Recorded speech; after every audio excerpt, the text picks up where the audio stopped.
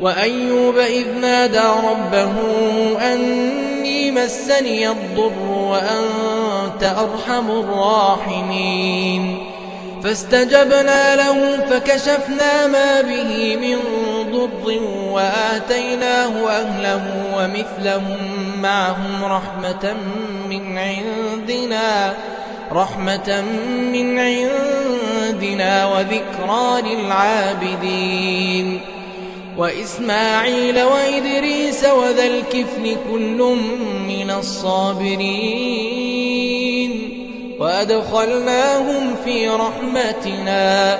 إنهم من الصالحين